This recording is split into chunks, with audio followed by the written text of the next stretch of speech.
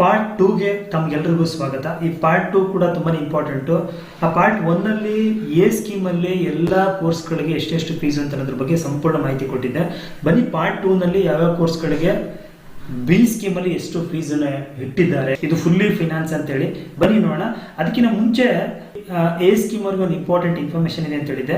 ಬನ್ನಿ ಅದೇನು ಅಂತ ನೋಡ್ಕೊಬೋಣ. ಫ್ರೆಂಡ್ಸ್, ನೀವು ನೋಡ್ತಿದ್ದೀರಾ, ಇದು ಒಂದು ಫೀಸ್ ಸ್ಟ್ರಕ್ಚರ್ಗೆ ಸಂಬಂಧಪಟ್ಟಂತಹ ಒಂದು ಎಷ್ಟೆಷ್ಟು ಫೀಸ್ ಅನ್ನುವಂತ ಒಂದು ಚಾರ್ಟ್ ಫೀಸ್ ಸ್ಟ್ರಕ್ಚರ್ದು.